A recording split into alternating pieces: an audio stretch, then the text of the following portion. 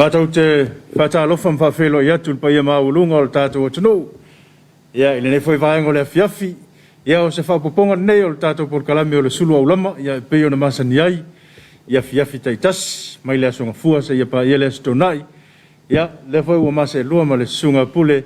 Ia, ua le wha awa wina o le tātou Suluaulama. Malo le whengai mga aluenga le neas.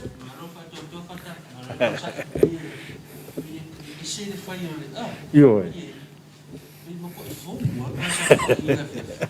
Ya. Ya.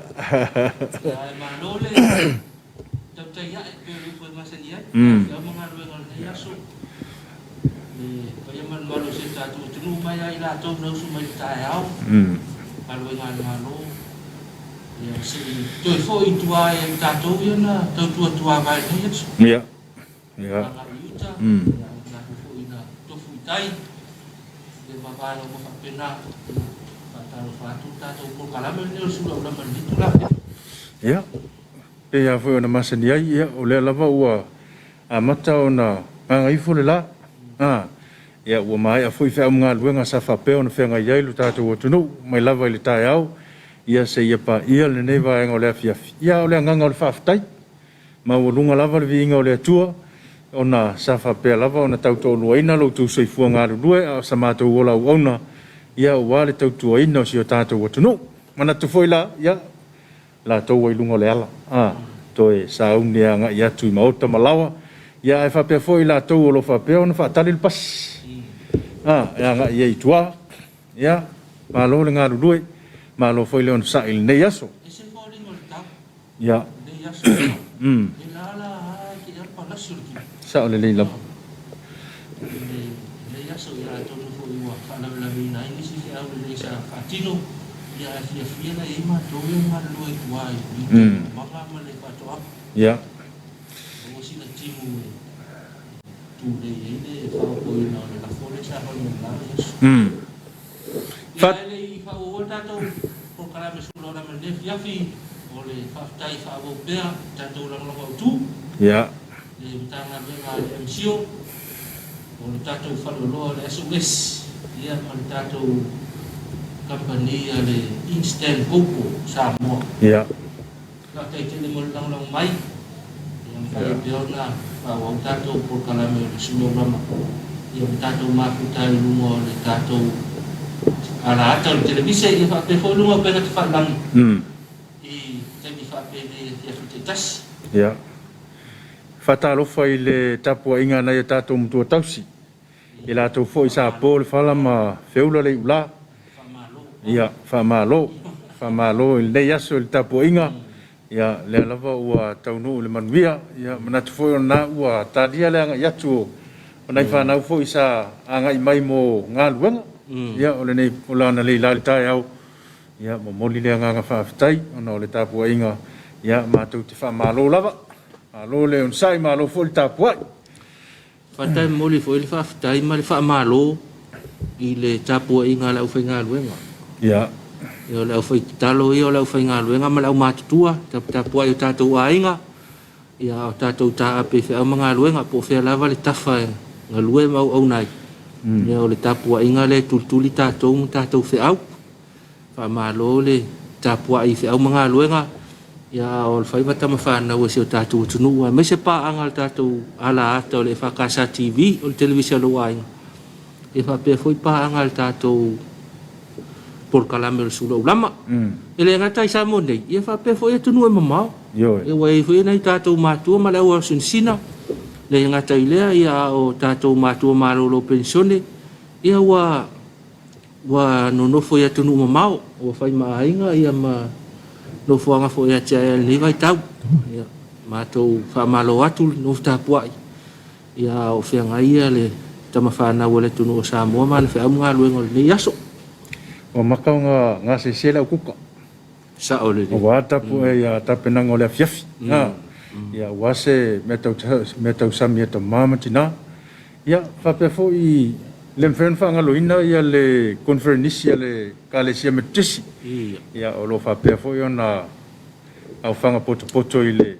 latou lau mua i fonga fale ula ia matou te whamalo fe au mga luenga ia me se foi fontanga sa fe ngai ai le nei aso ia na ua mapuane ia malo le on sai malo foi le lang pale ia Tapuaiga foi la to e sa Tapuaiga tu mau tamala fa malo ia tatou no fa tai au no su mai ia fa tai atonu mapul sa ngale mu ia fe mga luenga le nei aso ia le foi o to tapena e to talu le uto ina ia inga Tapuai mai po fe lava sa ngalue le yaso ngalue ngal malo pisinisi mata ngalue ngatu mo oti po fe lava ia malo lava ngalue le yaso ia fa tai le lo fa malanga le tua ia malu pui pui al so fu male ola ia fa nga e metiti o le mema tinoa ngalo le e ngalo le tau singa le ia wa a pisi fe au man ngalue ngalo le ole fa malu mai ole ngangai ia tato ia fa tai le lo fa malanga le tua ia manatua sa nga le mu fe awa mato le sunga fu ole nei va yaso ile tato tunu ila to fo ina nga itai si le fu ia wa seia le na fa tato na il tato la foi le ngol me le foi kala o kau ka anga tai fale o le fautuanga mo le nga tai fale e manatu lama ia ila to sa si taile fa tam so ale inga mafai nga fai le yaso e manatu wa e manuia malo lava le ia le nga taile le tau singo ainga e fa pefo ia se ina i ole puka mana i ole Afiafi ta matina o lo fa tali mai le nga ta fo ile na fa nau sa ia o ngol le yaso ia e o nga lu nga nei matu ole molil ka ya o mar ko piki le Afiafi ele titi foi le nga fa tai le nga lu nga fita sa fe ngai fo i ma li mata mai te fa ya wa foi le o ino alum fa nau ia pe ona yele ne yaso le wai umal man via ya malo le ono sai malo foi nga lu due ya manatu na u mapuane te is ya te tonul manatu ya ole a festa to fa fifia ole a Afiafi ya tatou te lue mai ai foi ya wa foi ia le mai ai ole feu manga luenga sa fenga ia lu tatou tunu ile nei foi vai nga ole a Afiafi u mai pela mai mo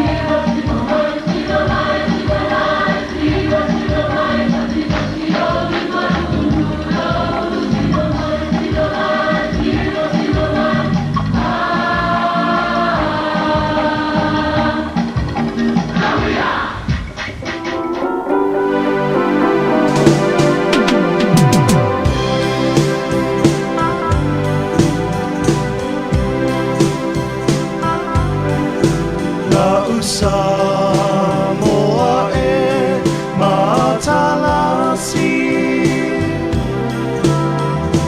Ua si o mia ele sami Atu maunga lanu lau awa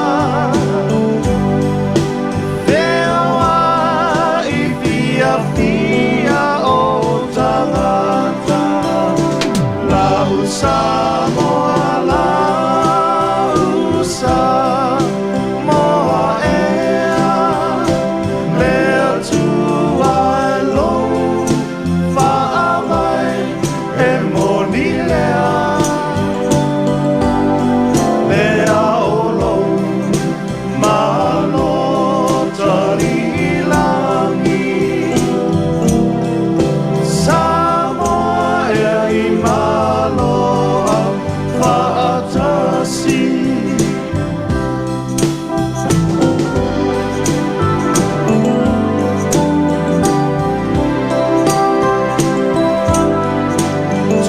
Tulata oe i le kueta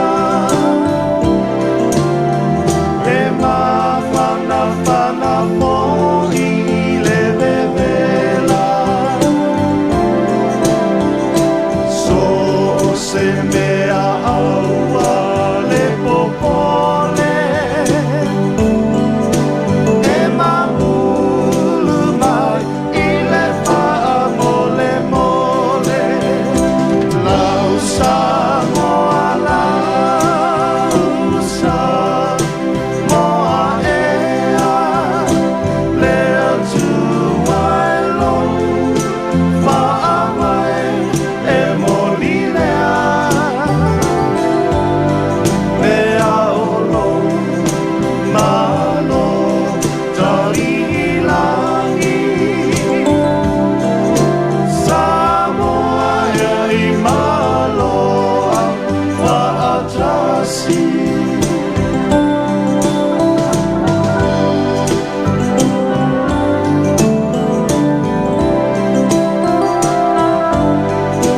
Mali e toa ua ma lo tau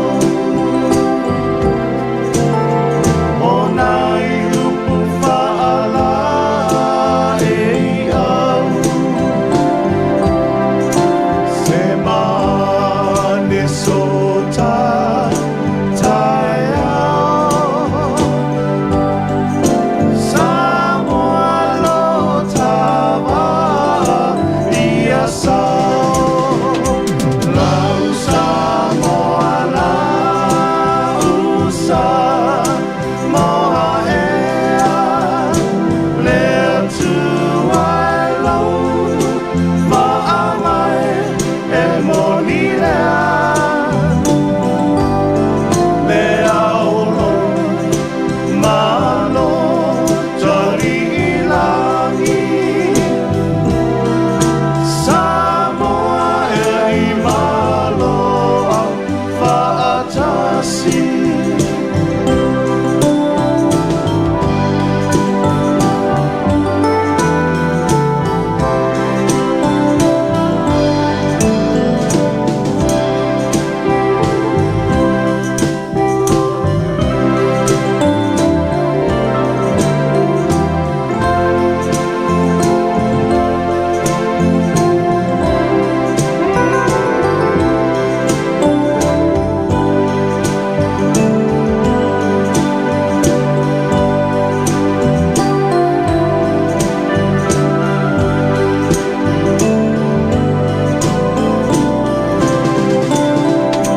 Lau Samoa lau Samoa ea Lea tuai lou Whaamai e moni lea Lea o lou malo tari langi Samoa ea i malo a whaatasi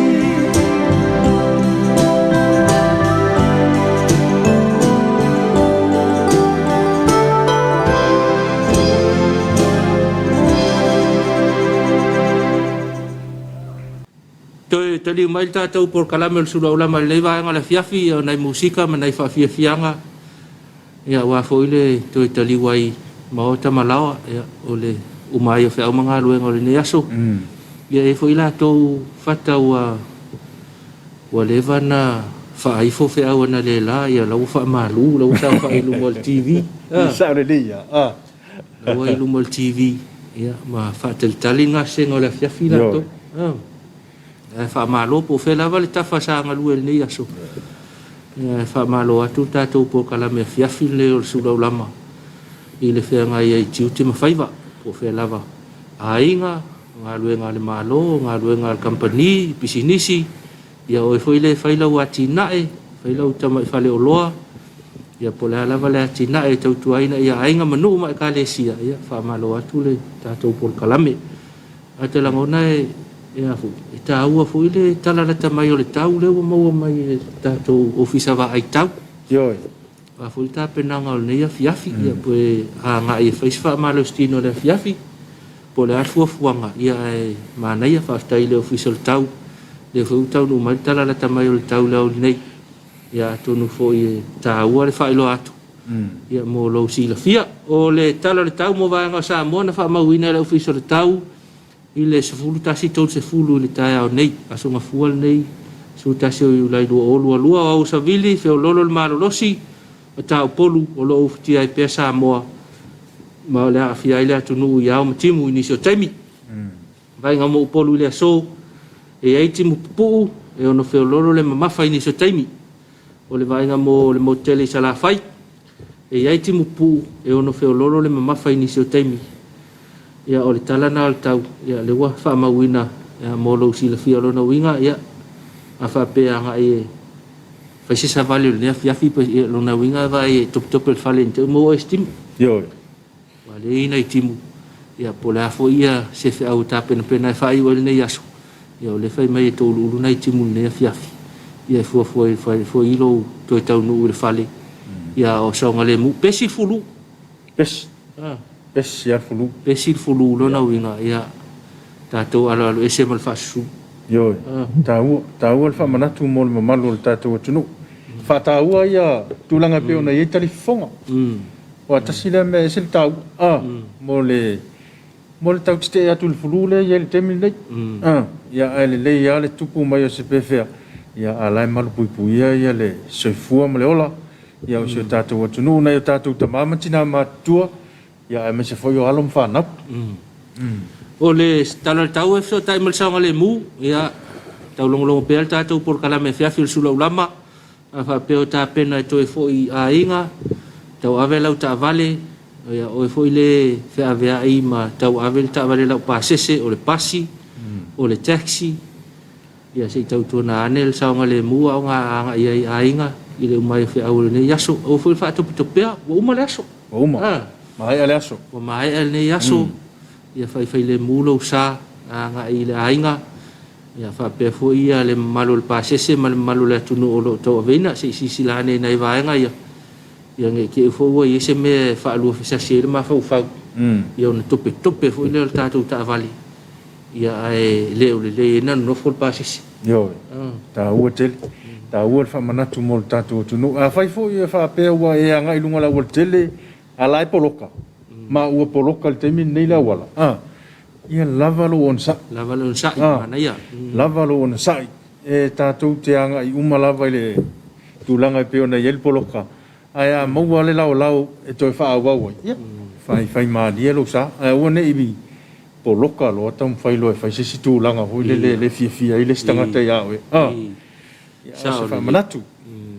mana e fa manatu fata o le tulangi a na pe ona sile fia nga luenga o le fa le o le awala a mata tu ai tu ali tau le o le malava le fa le olo ia te langona nai le ta o le fa manatu fata lava lo on sai Lava le pe on sa. fa pe te o tu na ia wa te le ki ka vale ia o le te nau e te fia tope tua fai mali o le pole ia tau nu ai mal file mu ia fatal mai nei ainga ile nei Afiafi ai malo lava nga lu tau tona o nei fa lava nei so Ia.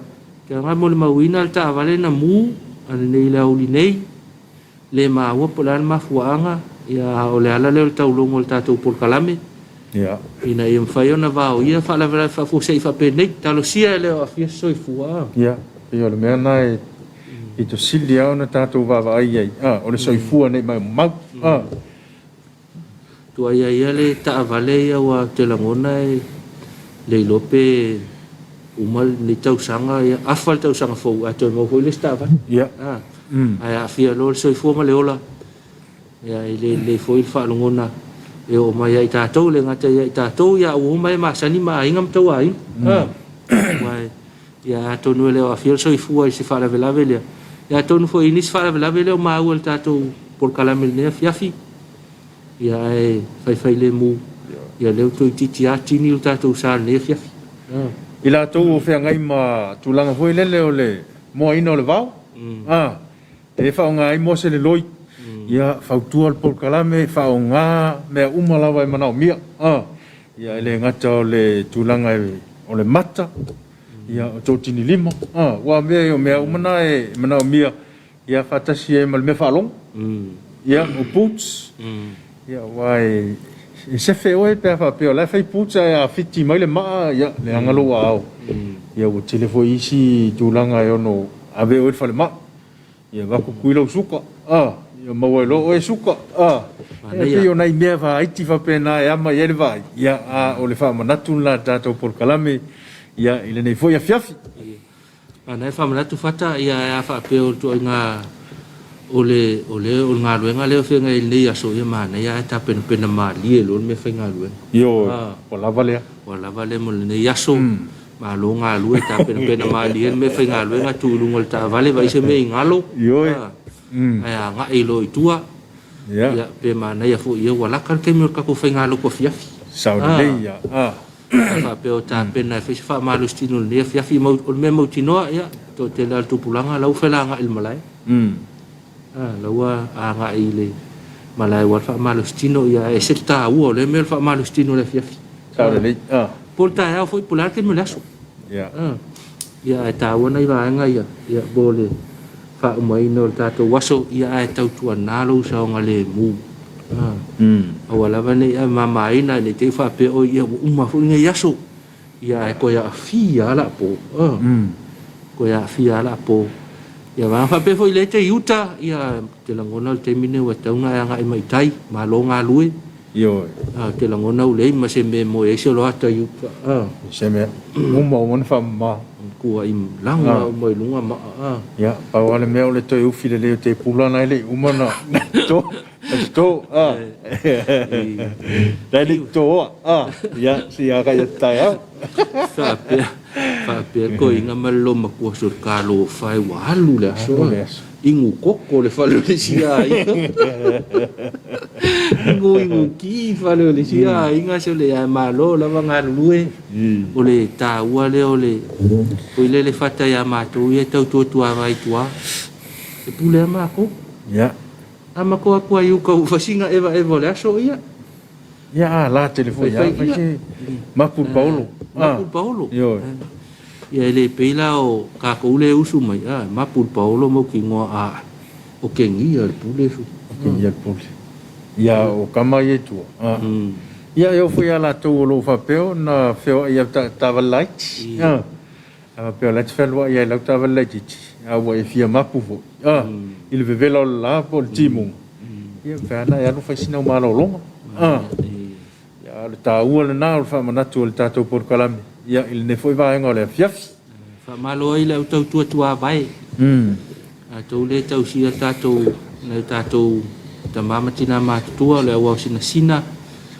ya tau tua ina tato a inga manu malo la banga ru le yaso le ngalo to tato por kalame alo ngaru a fa pena yuta ya sawa nga itai ya umai hol le yaso dia le li ya to no so ngale mu me uma ya ai ma na ya ka ele ma lo ya ai fa uma lo le aso du mol tato TV ai fa pe fo isa na fa isa ya tamama tina le yaso no tulanga pe ona ya nga wenga safia nga ya e mine ye tonto fa le e fa leia sauni atu mo le afiafi ia alaua uma ona toe so longa le lei tulaga e pe ona ia le fesesei ele asa fa Ele ma asa. banga fa pena e o foi falfaigaluega ya fa ngalu e iai foi se sisa faapea ona fai mafili ia o i lenei aso ia o le mea pitosili ana taua ia o loutou e savalivali iai ia malie foʻi o le uso malie foʻi o le tuafifine ia o le a foʻi se tala ua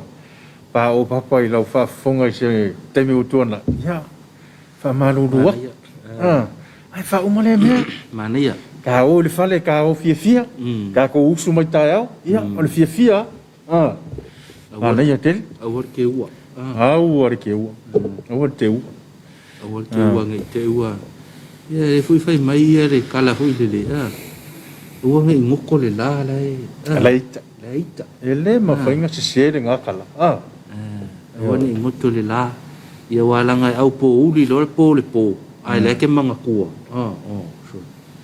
mau ki ngo ai le ngofo le kai io e fa o popo i lunga le mea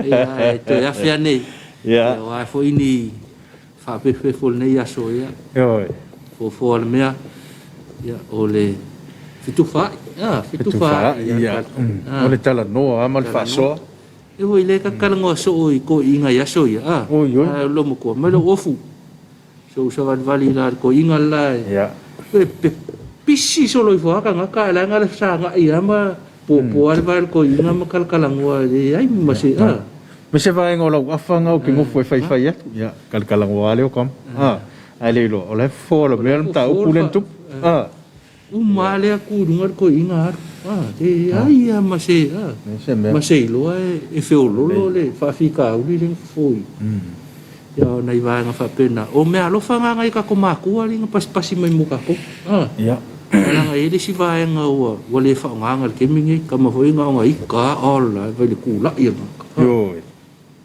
ya nai me alo fa na nai matua ya eta o foi nei vai ta o lo tato yai mana tura fa isi tato malo longa to foi mai ya ona fa o le tato por kalame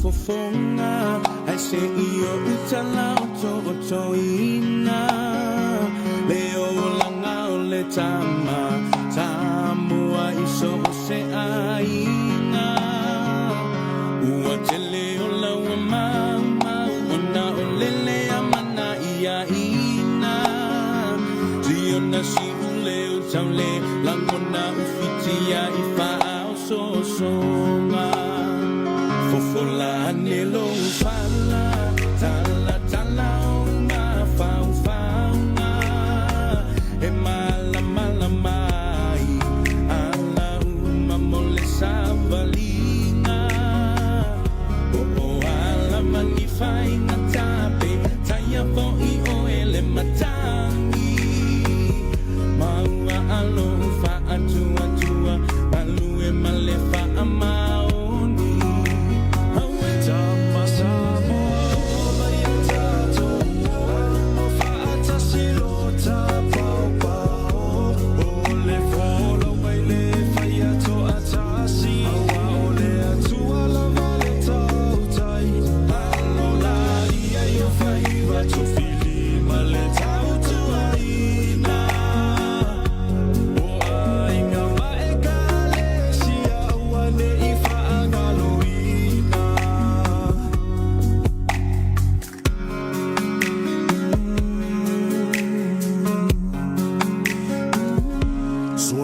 for ilunga sauni mai taule taua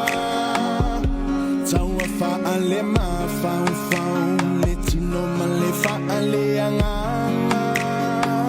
o se somoni mana tua o itaimi uma e inava ivasa e felo a italo sana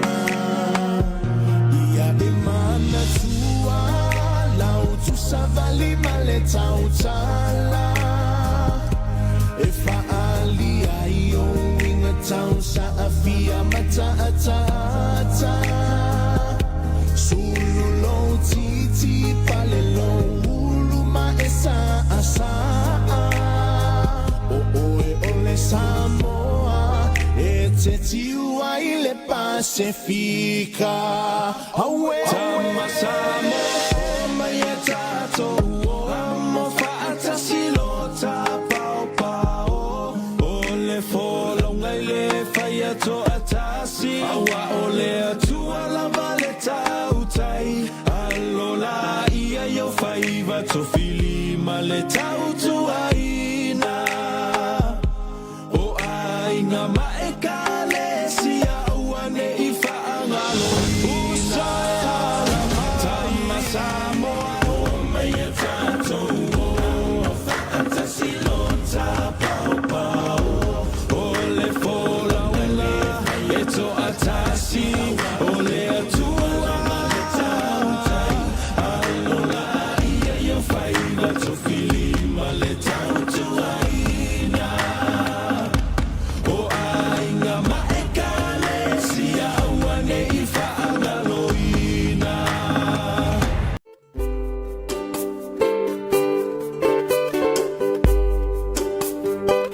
o ona o tauina Emily telefungala utapiaina watonulo umafau o alo matamafana wasili eselona no tafetoto wala a o elo tu etita tafetoto wala a o elo tu etita Oe ole toa e te tau mono malo o te tapuai he ala i le te talo i ala o aloliu ia manu ia o whaiva e lua au pelu o lau fatu ma le atua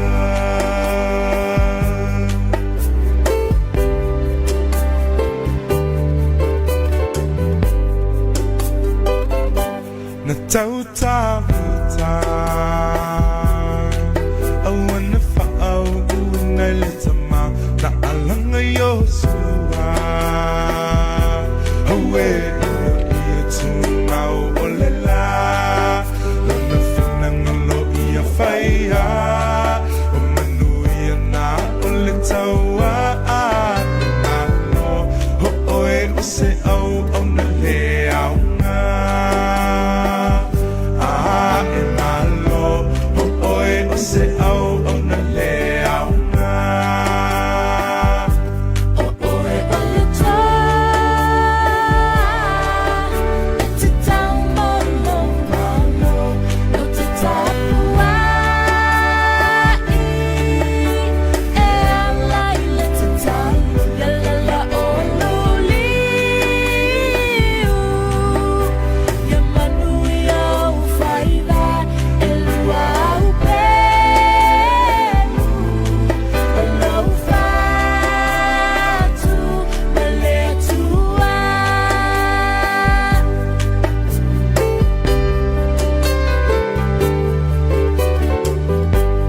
Tali mai tatou por kalame le Afiafi fa peto ama o mai tatou por kalame le Suluaulama ya ole fa maro lava i fa mga luenga sa fe nga ye le yaso malo lava nga lue ya fa malo fo i le au matutua ya madau fa nga luenga i Tapuaiga e manatu ia ua manu ia tatou fe au mafai va le yaso tatou pa anga fo mai mai tunu e mau langa mako i o fata e me ka ole nga lue fo le sifi ya lu sifi ya te manatu ya fa pe le nga malo lo na le la ya le saru ne por kalkol ya por kalkol ya ko ngola wa sa ungi le alua e le kale di maro na winga lo wat kale lua i oi Australia o sa o nge alu mo si Afiafi. Ya e foi ni so la to la mai a mai le singal wen. Ya la u to foi la u to nga i mo le singal wen po si ku le sin to lu tu la pe fa. Mana ia me ko ngwa ka ole Eli. Wa Eli a me pe. Ai ya laval malolo. Laval malolo. Laval malolo. Laval malolo. Tau samil me ai paleni. Sema se kai me fai sing fa malo skin. Ya. Nei vai nga fa pena ia fa pele wa ta pena e. Te nga il sifio la Afiafi. Ya. Manu ia fa au nga luenga. Malo lava. Malo longa fo isa ia. Ya le fo wa ta pena e. Ya fo.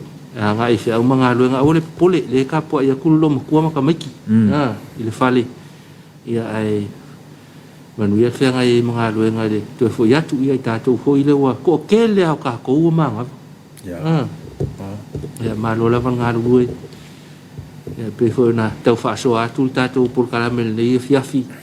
Ia nei me sa fa le tonu le aso. Ya.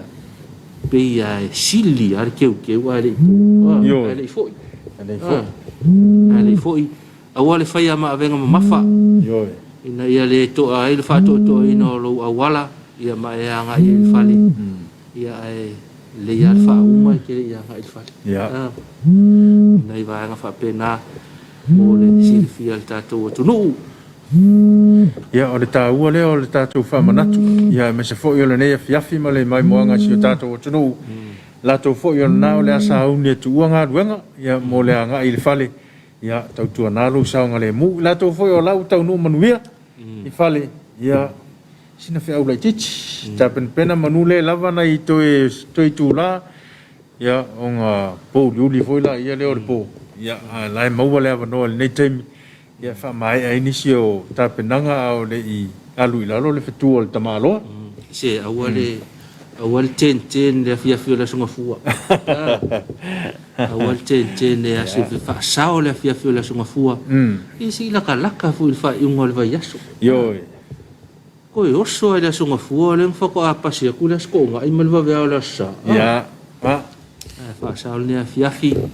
Ya, mana ia le vave o e vai lom tua mata maiti. Nang ka puai mai fe awol le aso. Ya, ko ia maka e foi kaya o le pole e o mai ala so lulu mana skof. E o lo ai o le ta o le fai o le malolonga. Ya. Vai fai le malolonga. Va ngam fa pena ia fa pe foi le te anga i se vala au li o le Afiafi. Ya. Ila ko le fa manga ku nga soifua. Le so le wa ta pena te anga ia e po se fa mo ta ua. Ya. Ya fua le ia o ta ve no ta vale pe fa pe ke la ko e ngoi o. Mana ia momori. Alu le tama po le tene momori o le mea la fa il fa mo. Ian to vi le mai le alu to piki o pe mai. Ya pe o foi mal lo mku. Ya pe o mal lo mku. Ave le lo mtua alu e ka fa o yo. Yo. Ian ko foi mai le fa. Nei vai nga fa pe foi le ta pena le fa la ta to sa mo nei. Ta to te fai fa la ya. Sa le le. Ta pena le alfa la ta pena le sa fai, ta pena le maliu. Vai nga mo fa pena. Ia malo la pa nga lu o nga lu nga uma me uma. Ele fai ngo fia fo ta pena nei fa mo ta ona. Ona yo ta to ainga. Ini vai tau. Ina ia le ona ta pena fa to le ia o ma fo fa. Sa. Fa to le ia o ma fo fa. Ia em fai ona tau no manuia ia fua nga lo fenga iai. I foi kala foi le moel ko. Moel ko. Fa pe fa kane ia so nei fa unha sa fai. Ia moel toa ia. Ala mai foi tai ao. Ia mo foi ma fonga le la to. Le lo po ma fonga na e fa chino e fa mo ia ma ko ma na ia le. One vere se me ma. Ia. Wane fa longo kulo ha fiwa ka fa pa lengi le me le ai. Ya mo toa tai awa ena fo ia to mo isi mana tuli ya wa fo le fa wino le fa mo ia male fu nga lo ta pena ni vai tau ia ai malo nei tatou matanga luenga le ngafa ma le vainga o tatou atunu tatou ia covid au ane ngalo le ia tatou covid ya le pensa no fata na le la ia o le telefonga o le tausinga o le va nga uma fa pena ia o le ia tatou le covid ia malesi me o le fulula le o pepesi fulu lo pepesi o fulu o pepesi na winga e te lele ava no e no mau ai o le covid pe fa pete mau o le fulu ya ia fa pele te nau o te covid o le mau o le covid ia tausi leila kamai yo fa ia telefonga tausi leila va fano le lima nga mo fa pena ia wala vale soifo malolo ina le fa talo fatu ai le tanga luenga soifo malolo ina mai le pulenga se i fa sopolo ela o fa nga luenga ato le nga tai mo to tua ia fa pe foi o tato fa mai fa tu malo le nga tai samo nei o i le nga tai upolu nei ia fa pe foi nei tato fa le mai i savai ia fa le atu le a le fa malo foi i le wa nga ia fa yo lato fa le mai foi le tu mo oti clinic foi e foi le malo le tunu ia te lele nga vai matata fa pene ia le foi lang sua i le vai ngo sio tatu tunu ia ma vai nga mo fa pena fa malo foi ia la to nga lulu ia e va alua mal so fo malo loina ia o ia tatu i le nei vai tau le fa mai le nga covid ia fa po foi le fulu le wa pesi sio tatu tunu tau tele le fa manatu ia me se foi o le a lava le tute sa fea ngai ma oe le yasu ia fa malo tatou por kalame tau tua sa tau tua ai ia vi ia le tua ona o le au nanga sa fea ngai ma tatou ia wa fo i leo fo ina atu le tau tua mo na yo tatou tangata o lo fa peo na mana mia le soswan o le kuka kuka o le kuka o le Afiafi tina malo lava sa ta pena mai nei fa na uta ao ia mau tino foi sa to ia nga ia to mai nei la uli ia le fu ta pena ku ko la Afiafi la to po la le ku ka ke la ngonga ya u fata o le kamalangu mea makka o ngai misi sa le leia wala au langu mea makka fala me mata tele fala au aita tele fala au fai sua tato anga in ma ke le ku kama o le kamako o le pisi fa nga ina me ai ta mafa ta penang au ane misi na tina ke fai aku pe lengi ai ai kipi ele pi foi le umma me ka maki umma keis ya mana ya ole ana kata pena le Afiafi ma lo la vale ngalu malo foi atina ia te pena ina ona i tatou nga senga le Afiafi wa ke la ngonga lo ka okole fa alifu ala wali lo so la malai fi wa silo makua vala wa ko mai valu mai popo fa su ile al kam ko inga mal lo kua o pefu wo le ngi si wo mal fa alifu wa mai mo puli mu wa ia o ai le ngala le o la wali e o ai fa ko mai apa uma fa ngaro ia na ia lo fa mana tu fa yo fa pele wa ya nga ko ya lo kuli fa ngalo ko le Afiafi yo sa le le tuli o fa ngalo te le Afiafi tatou ai le tamaiti ele ka kaunga po se mea ka faus ka mai kiki se mea sa le le tau na malu i folo le Afiafi nga i lo le fale ta ele ma i mfatel tali ke me vala mai ko inga malum ko felu ko Afiafi o le vala au ale tinai i fana tamo teni o mai lo e ta ele manuele maru rul paipa lo no winga o le Afiafi ao o tauna fata ele nei fana o man taile o tota ora wa pi o nei la to ta la fis no ma fale ta fa fale ia matua fale au nei va nga fa pena tau tua na po fe la vo ia fa umanga ngalu ngol ne yaso ia tatou manatua ia ka ko fo i ka penga lo ko Afiafi a tonu ho la no ne fe mail to ina ingai me ka penga le ainga ka penga le ainga ia ma fau tua mai fo ko inga o le soia wala le fa manguia mai ko yo sa le le fa manguia mai ko inga ilona wa inga ai manatu Ia ole a tātou se atu I se whaafiafianga mai tātou tupulanga talavou. Ia manai vivinga whaaleanganga. Ia tā pena atu ai mo tātou whaingalo tu Afiafi. Pe a tāle tu lai ono whatau le tātou tofi la fia. Ia o le tātou tofi le Afiafi ia o le sunga ia sinapati sone o le awa o mālua ua nofo ainga. O I umai le polisi whawhaiwhau ia o le tātou tofi nai le Afiafi nei ia mai le kalesia whapotuktonga ke usiano I Samoa I solso. Ia malo, ia whamalo atu ai fo I le sunga le whawhengainga, le sunga ia ngafa matwaltua. Ia whake fo I tātou kalesia I solo. Lona o tele le ngata I lea o le tātou awhioanga I solo. Ia wa fo I whea au sa whea ngai le yaso. Le fo I sa whea ngai matapua I ngana nafi. Nei tai au. Ia le ua whaatini mai fo I nei le Afiafi. Ia o le a... Whaisin tātou whaafiafianga ma tupulanga talavou. Dai tātou pespenga whaaleanganga. Ia a mai a ia o na so mai lo le ma tātou tapua I ngā Afiafi. I le I tū lai ono.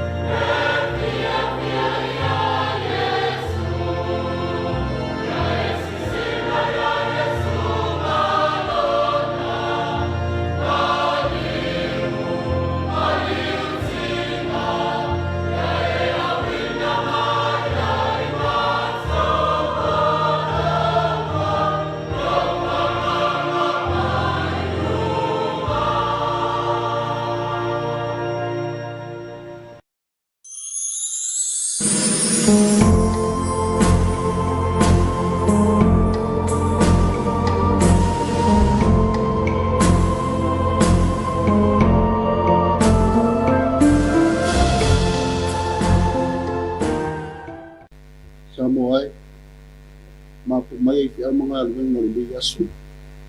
Asi tatou whaafongi le inga mal whaafitai i le tu. Tatou Tapuaiga i le tu. O wawa o mauti loa. Le ma whaia i le oti po o le ola. Po se tasi mea na whaia. I whātea e se ina i tātou le alofa o le tu. Polo ia ke viso Yesu le tātou. So tātou te tālo mo le ngāma whaia. Tātou ifo mo te tālo le tu. Le atua tō tasi pa iai. Le atua o tamā le alo mo le ngāma whaia. Whaasifolo o atunu me nei Afiafi. Nō fulitua mai ngā luenga sa o mātou whenga ia. Mātou maku ifo i lalo mātou mal. So mātou o watu li taulanga whaafitai o whaamanu i la ufia. Ona o loa lofa e turi loa pea mo lo mātou woto. Lele ie whaia fuare ni Tapuaiga. Pea au noa mani mana o lulava mana. Mātou talo ngango pa ia i fio mai. Fio mātou tautu o ina ni Tapuaiga lele. Iu mea umari whaasirisiri ina o lulava vi ina i whaavava. Talo yala ya Yesu te miso lo mātou o lingi mo lo mātou whaare. Amen.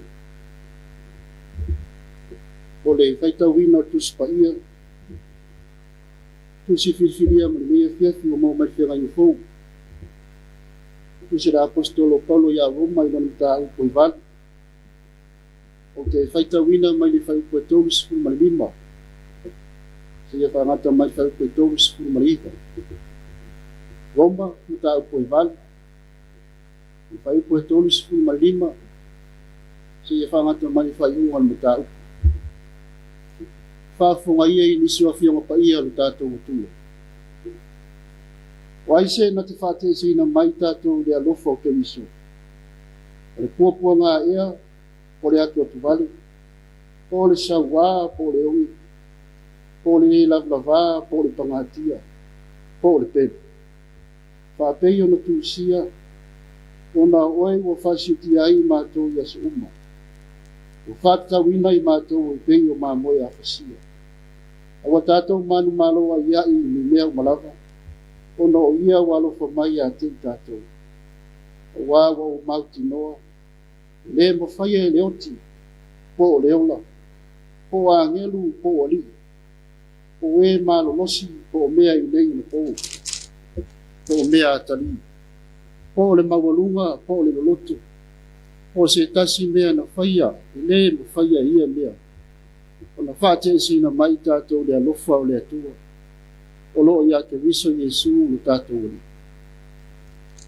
Pamanuia mai te atua e ala tātou whaitau.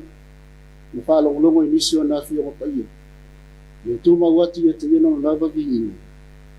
Nei maso masi o le whaavavau lava. Amen. O le la unga le soa whamamalu o le atua le tamā. Le alo ma le ngāma pa ia. Amen. Mo le matua le launga ma le tusi sa whaitawina. O malom tā upo e valu. O o whiriwhiria se vaenga le whai upo e tolu sifuru ma le valu, ma le tolu sifuru ma le iwa o toi whaitawina. Wa o mauti noa. E le ma whaia le oti po o le ola. O se tasi mea na whaia. Na whate e se ina i tātou le alofa o le tua. O lo ia te viso Yesu lo tātou oli. O le manatu au tua e au yeima whauwhaunga le mea Afiafi e whapea. O le alofa le whatua o ia o le atua. O le alofa le whatua o ia o le atua. O le upu alofa e le tasi sona whaamutala ina. O wae fualo na tino mai le whaatino inga o ngā luenga le lei whaia e le tasi tangata lisi. E pei o le alofa o mātua i whanau. Whapena la whoi le alofa o whanau i mātua. Whapea whoi te tonu o sosi sosa iete. Ia ma sosi whaalako o te tonu. O le alofa whetau si hai o le tasi tangata lisi. O whaapuina i le ngana. E redi whapea. E fi leo. E was. Au le alofa o le atua ia i tātou, na ia tātou alofa ina lea alofa i leisi tangata. Whao pui nei le ngana e rendi o le, aka pui. O upo nei e lua ua whai matua o yo le alofa, e fua yo na isi isinga. Ngā luenga le lei tātou te whai o leisi uso a tangata, ia po loutua o i fua. Ia i teimi whaitai ia i le soifua ma whawhita au le ola. O na whātu ai loa tonu lea o le tua oi o le alofa. Pe sopo atu i lona tua oi, pe lea i fua. Le vaenga le tusi sa tātou whaitau ina. O lo whamanino mai e le apostolo Paulo le mutaha o kusilisili o le alofa le whatua o ia o le atua. O le talito nunga le apostolo. O le whaolatanga na whaia e le atua e ala ia Yesu Keriso. O le whaolatanga na whaia e lona alofa tu noa po lona alofa le whatua o ia. A lea e whai mai. O ia lava sa na le whaasao ina lona lava alu. Aua tu ina mai o ia ona o tātou mala. O le sini au tūle o le whaolatanga mo tangata whātua tūle. Lea ua tau ami o tolu ina ai tātou. Ua avea i tātou matama whai o le mālo le atua. O suli whātasi ma ke riso Yesu. O lona winga. O le alofa le whātua o ia o le atua. O le alofa ua whaasao loto ina ai le tangata mai le mālosi o le pule. Ma so o se lea. Whai upu o whai mā tātou matua. A wāwa o mauti noa i le ma whaia e le oti po o le ola. Po o se tasi mea na whaia. Na whātea e se ina i tātou i le alofa o le atua. O lo ia ke riso Yesu o tātou e. A sila sila i le whaangase lunga le apostolo neime. O lo ta tala lava i le upu oti. A o lea wa manino. O se tasi leo mena whai matau wha fefe lau ke usiano lea vai tau. Sila fie le apostolo ma le mauti noa. A ta ulo le oti. O le mauta anga o mea o malapa. O le tuaha oi o le alofa whali tangata. Fi leo. A o lea wa se sofa Yesu Keriso. O le tusi wha maa nosi la le apostolo mo ke usiano i Roma. Ia ola ma le mauti noa. O le soifua ua ia Keriso. Ua iai le wha moe moe i tua turuti. Le ua iai le alofa o le atua. Ua le toi fefe i le tau wha matau mai o reti. Ua suia i le tangata tuai i le tangata fou. Ma ua maua i le tangata le file mumoni. A toa i male oli oli lo loto ua whatu kuina. Ina ua toi maafuta le tangata male atua i se sota inga vāvale lata. Ai le ngata i lea. Ai ua toi maua i fo i male avanoa le tangata i wha manu ianga i tene. Male manu ia atali. O lo whātari tari mai le lumana. Mo e whātua tua malo lo whaboni i lea. O le fesili la e whapea. A whai o le alofa e le whatua o ia o le atua na whasa alotu ina mai ai tātou le amsa. E ai ea se isi mea le meila no langi. E nate mo whai o na whate e se ina i tātou mai le alofa o le atua. E manatu se vai vai ingo le la uha e le ai lava se le. Ai sea. O a fo i le ai se isi maalosi. Sili atu na ilo le maalosi. O le alofa le whatua o ia ma le lofa tu loa o le atua. Ele ia se si pule i lunga atu le pule au o le atua. O le alofa o le atua. O le alofa e le lilo. I le mawhai una nātia e so si kirisia. Le alava le pesi mai o matangi malo musi o whawhita uli o le ola. Le a le wha malolo mai o pupua ngā mawhai o taha le lalolani. Le a fo le mata ngō fie ma le mata lasi o whato sina mo mai leia ti Apollo. I tau mo whai e le peti le mawhutanga vāwala lata tangata ma le atua. E ma le apostolo Paulo. I le ma whai e ia mea o na whate se ina i tātou. Mai le alofa le whatua o ia o le atua. Le alofa le whatua o ia le o le atua. Mai ia so whai mea uma. I lo na alofa ia i tātou. Mai ia au mai le mauti noa i tangata o taritonu ma le whatua. Samoa e malau whaafonga tāpua i mi EFKS. Manatu se wha manatu lea mou tātou. O lau soifua ma le tatou ola. O le soifua ma le ola wai a o le atua. O le soifua ma le olo whaamanuia iai le atua i lona alofa tunoa ma lona alofa i le whaatuau. O whaalia whapefia. E ala i lona maliu ma lona toitu. E ala i le whaalatanga na ia sauria. Le whaalatanga le o taua i tātou o talii ma whawhine o le atua. O taua i tātou o suli. O suli lava whaatasi ma te wiso le mālo o le atua. E atoanga le o le alofa tu moa ma le alofa li whaatua o ia o le atua. Le alofa na te lawe ina, ma tau fi mawina i tātou i ona au. O le alofa e whaatonu whalawina i tātou le tātou whalawi. Ia la tonu ma la sa o tātou ki whalawi. O le upu moni lava. I le masino le ano noa i o tātou whale tonu. I le mawhaitau ia o tātou le ano. A o le whaulai fu i o tātou vai vainga ma mea o tātou sea. Peita. E leo tu lafo ina lava i tātou e le tu. A oia sa ini mai lava ina i tātou maua le wha malo longa. E ala i lona alofa tu loa ma lona alofa le wha atua u. O le fasili. Pai se na te wha te se ina mai tātou le alofa o le tu. O le puapua ngā ea po le atua tu vali. Po le sawa, po le ongi. Po le le lavlava, po le pangatia, po le pe. O le tana. E ai se mea o ia mea. E mawhai o na whaate i se ina i tātou. Mai le alofa le whaatua o ia o le atu. Wa o tātou manu māloa ia i nei mea o malawa. Talu le alofa o le atua ia i tātou. O le afia o mai o ke wiso le lalolanga.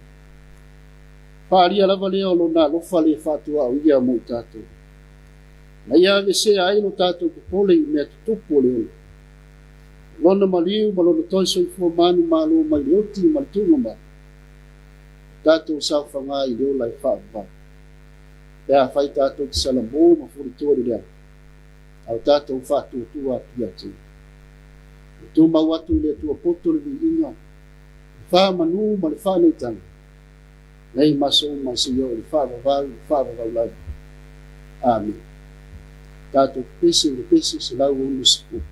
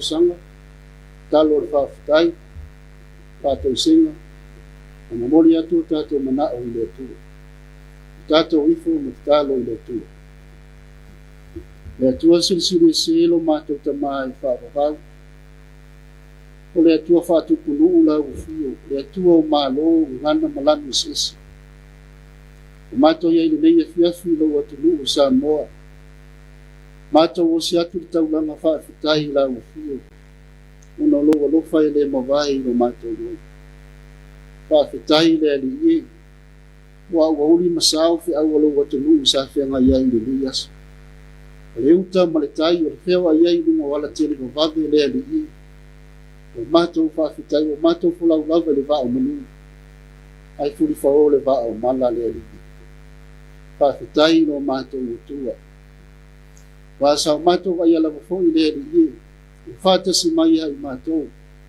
e ala i tā leni o anga wā esi wai whaalo ai nā ino mātou oi o le ngata i tonu ngaluenga le mālo kampani o kisinisi o whapena la wafo le atina ina o mātou nuu o mātou a inga le ali i o mātou whātai whātai fo i whanau ia o onga li mei asu o mātou toi wheilua i lava i lo manu ia ma lo while mu whātai i lo mātou tua e while mu ma le manu ia o Samoa pe no mātou bai e wa wale pe lava i mātou o nā tunu i whawhi taua ma ke lava inga le ali le toto masaa ma le pule so ni whai mātou whawhitai alawa leo Samoa o whai mo mātou tofu leo au mea lo whai se ese wai whaso me tausi ilo mātou ula yaso uma mātou vi ia ma whawhitai alawa whio leo maana tunitunga le lei e mai ia i mātou e wo whai mo mātou taitai wha le mālo e kāle sia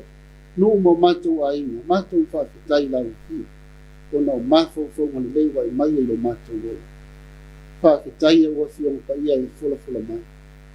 O tusi lava i le muta luna o ngā ia i mātou. E masuli o mātou vai mani māla malama i o mātou wala o.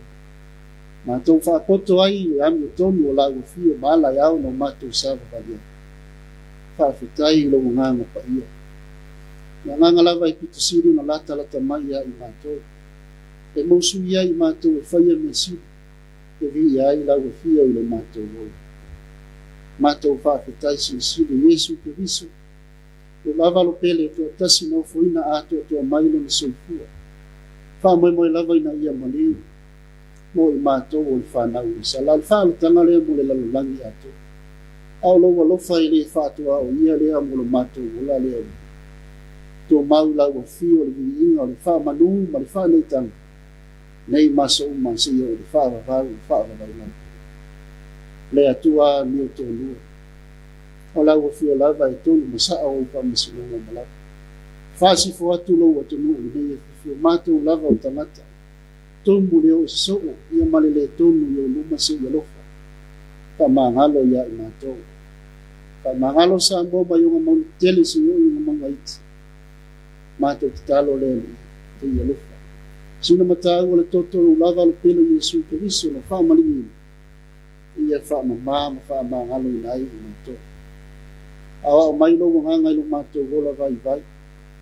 Ia o mātou loa o salamo furitua i lea.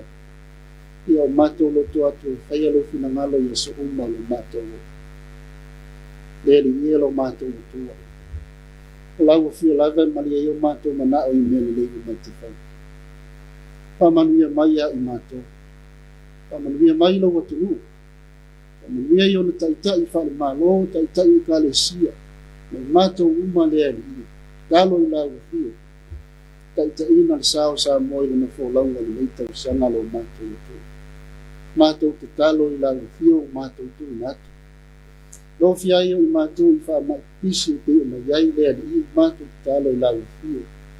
Mai alau file mu mau wha malo longa ia i mātou lo mātou tu.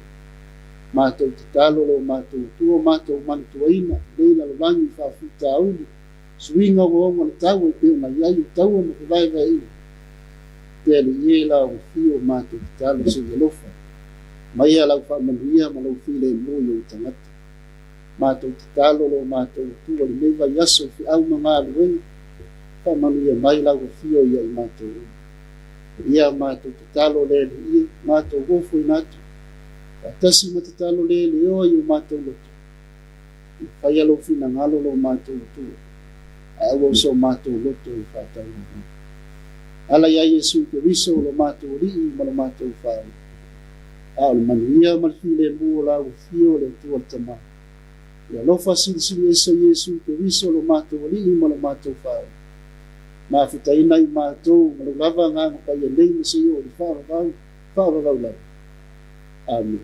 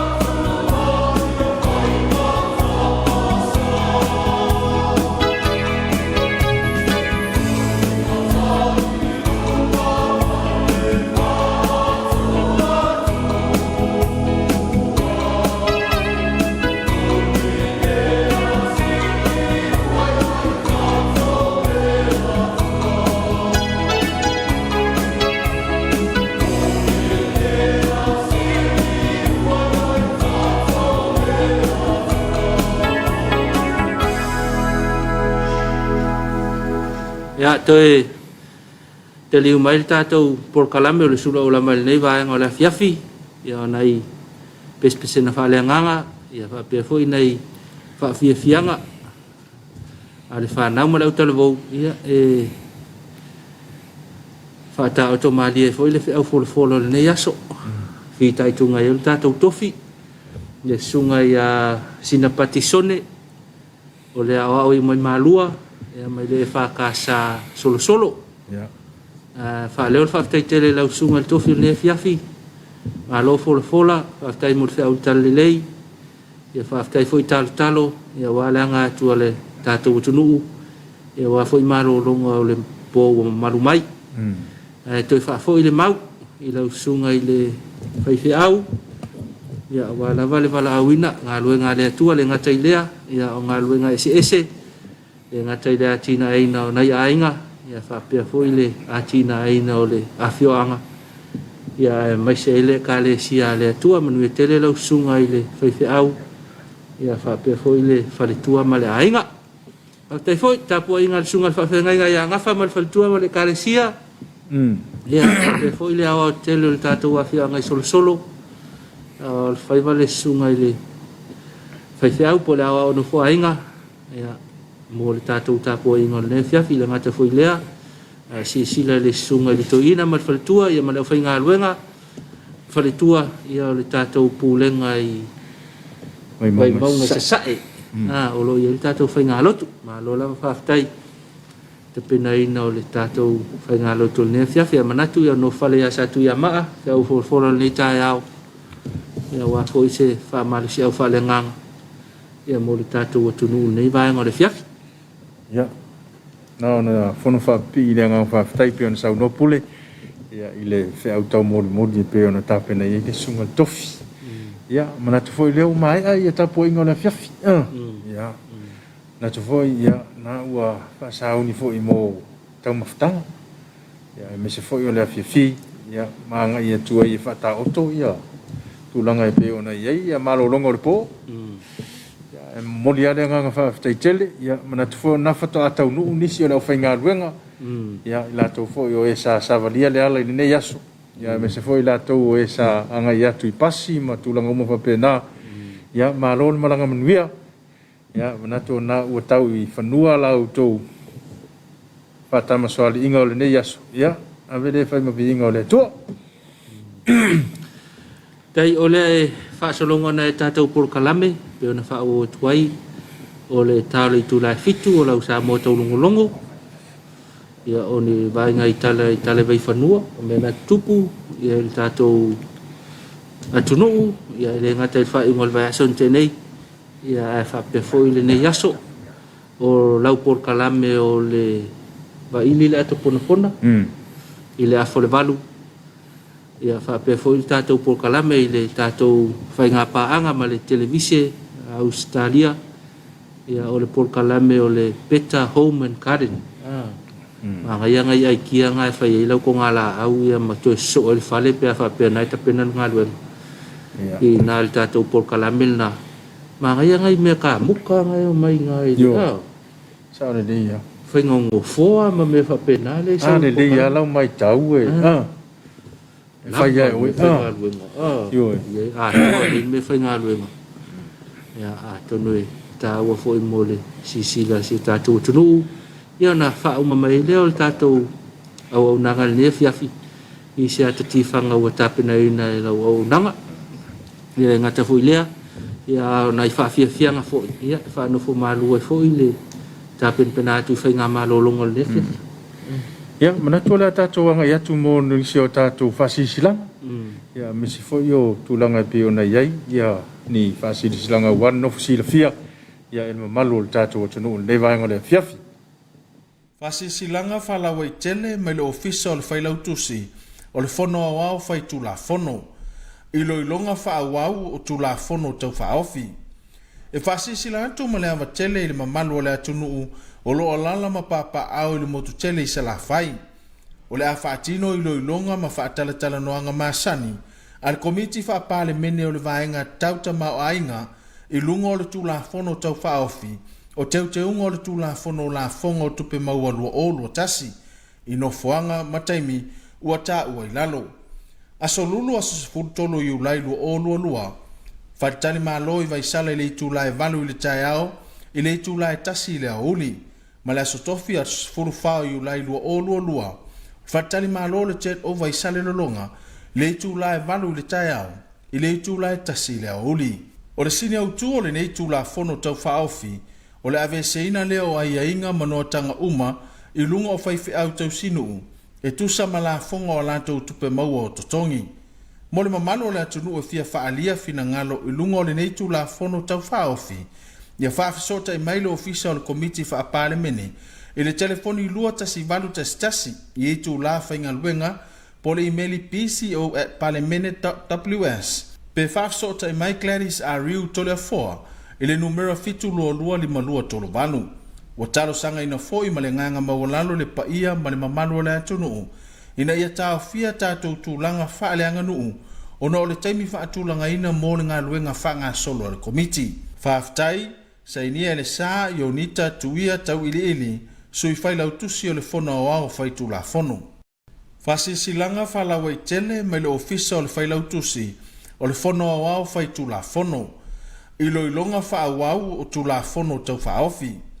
E whasisila atu ma le awa tele i le mamalu o le atunu o lo alala ma papa au i le motu tele i se la whai. O le a whaatino ilo ilonga ma whaatalatala noanga maasani, al komiti whaapale mene o le vaenga tauta ma o ainga i lunga o le tu la fono tau whaofi, o teunga o le tu la fono la fonga o tupe maua lua o lua tasi, i no fuanga mataimi ua ta ua ilalo. Aso lulu aso sifuru tolo i ulai lua o lua, whaitani malo i vaisala i le itulai valu i le tai ao, i le itulai tasi i le auli, ma le aso tofi aso sifuru fao i ulai lua o lua, whaitani malo le tet o vaisale lolonga, le itulai valu i le tai ao, i le itulai tasi i le auli. O le sini au tu o le ne itulai fono tau whaofi, o le ave seina leo ai ainga manoa tanga uma, i lunga o whaifi au tau sinu, e tusa mala fonga o lantou tupe maua o totongi. Mo le mamalo le atunu e fia whaalia fina ngalo i lunga o le neitu la fono tau whaofi, ia whaafisota i mailo ofisa o le komiti whaapale mene, i le telefoni lua tasi valu tasi i eitu la whainga luenga, po le emaili pco@palemene.ws. Pe whaafisota i mai Gladys Ariu tole a foa, i le numero fitu lua lima lua tolo vanu. Wa talo sanga ina foi ma le nganga mawalalo le paia ma le mamalu le atunu. Ina ia tau fia tātou tūlanga whaale anga nuu, ona o le taimi whaatulanga ina mō le ngā luenga whanga solo le komiti. Whaaftai, sa inia le sā i onita tuia tau ili, sui whailau tusi o le fono o au whaitu la fono. Ea toi tali umali tātou pokalami le tai au i o nei whasalaunga nama nei whasisilanga, whalau i tele, mo le sirifi o le tātou tunu, i o nei whasisilanga mai le ofisa o le whailau tusi o le fono o au whaitu la fono. Ia tāua nei vaenga ia. Pule nei vaenga o le Afiafi. O le Afiafi, o le Suluaulama o le tā. Ia, nei maua i le, nei vaenga o le Afiafi. Ia tāua nei vaenga nei. Tāua. E whailo ai. Ia ngai fo ia i mo le silafia e le leia le te tupu mai o pefea o le sa la fo la ngona man manatu. Tau le leia. Mana ia fo ina e lau sa ai mfa mana manino. Ia vaenga o lo tau whai ai le mtanga luenga. O le official fono. Ia nei vaenga na tau whaofi ia wa ia le fono whaitu la fono. Ia mana me ta upu e wha manino atiki. Awana ingalo. Awana ingalo ale avanoa tāua lea. Ia o mai eilo la ngona. Ia mati e fo le wha moe pe ona iai le vala awatu o le official fono. Ia la fo i le whaatala noa ina o ia fo i tula fono wale. Anga i luma pe o le tātou ngā ruenga o lo whenga iai nei. Ia ma lo whaftai o le to iwa minute tale tula fitu i nei tātou ofisa au tū. Ia manatu ia ua whaiwi tātou porkalame nei fiafi. Sorry, e leo kiki ho ia share kai au. Ia ona o le e fou mai ma ua le vaenga nge o le aso. Ia wha malulua kulka kou whafunga anga pea wha pe whai ma share kua ngai i le kai au o le fiafi. Ale le fo ia ona moto le pau si la fia le tatou tunu. O ke o fa yese fesidi polar me o tano no foto ai fa pe ne fui ba ngole fia. Ya mo le si la fia ya le o ma ngai mai e tau avele tulanga pe ona ye foi le to fa ya Tapuaiga ya fa pe fo ile sunga ya se mau. Ya la ile tatou Suluaulama ya so taitas ya ale uanga ya tu ya le au so foi ya e fa tino la tu te walta wa veino tatou talo Samoa. Mana ya ma ya fa pela le na to ta ma i lo silsila ma ya ma u pa ve ki ya lau so ta inga ta yao ya ole atu la i mai le sunga Tapuaiga mal sunga ya se mau e tau avel tatou pokala mel talo fa Samoa ya amata tu le afol ni masina o le tau sanga ya le ua ma se mai ia se ma ka mo fai ka ko Suluaulama pe kusama ua ma le yo le o so le sua ina fo ia to no fa fasin nga malosi le fa nga luenga langa a fai umi me le lo spo ele la va ka e mau el fulu to ia la mo sina mata mi ma fa umi ma ka oko ia se ma me malosi ia wa tatou pokala me le Afiafi mo le sile fia le tatou tunu ia ole au nanga masani pe na ia le sunga ia Tapuaiga ma le sunga ia se mau ia ole le ase e mo le tatou pokala me taiao mo le fatou tai o le tatou pokala me talo fa Samoa ia ole ma sa se lua ma le sunga ia fata le sa mai le taiao le talo fa Samoa ia le wa ma se mai ia e fatou tai o le tatou pokala me Suluaulama nei vanga mo le silfia ai mo ila to malava o fa manatuina ia sosoifua i le so ia fa tai le lofa malanga le le tua ia wa au le mai fo i le so le aso le nei aso sulu tasi nei o iulai lua ia e ato ia ile ma fa manatua ile sosoifua ia fa manu yanga la pokala me le Suluaulama le Afiafi ia lofa ngia le tua le soifua ma le ola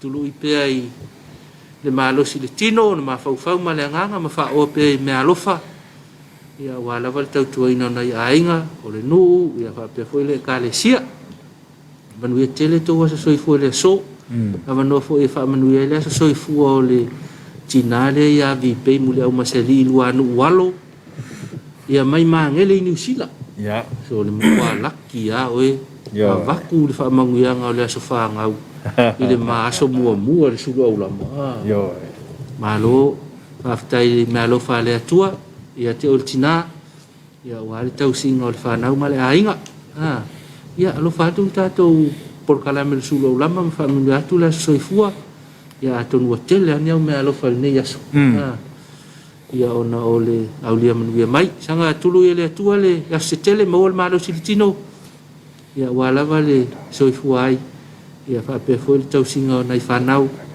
ia fa pe foi le ainga ia manuia tele le wasa soifua ia sanga fa manuia le atua ona tu le tau alunga lea ia o le tatou Suluaulama le foi vaenga o le Afiafi ia ai fa leo pere ngang fa fitai lo tau talia ina foi o matangata i maota malawa ia o le a foi sa matou ngangana ua pao papa i lau fa funganga ia poto ale tau tai ia ai se la natu yama ia pe ia upo le atunu ka mangalo iso matou vai tatou toi feiloi i le tami masani i le lima le Afiafi i le aso ata au ia manu ia tele fainga malolonga o le po manu ia nei po Samoa to fa soifua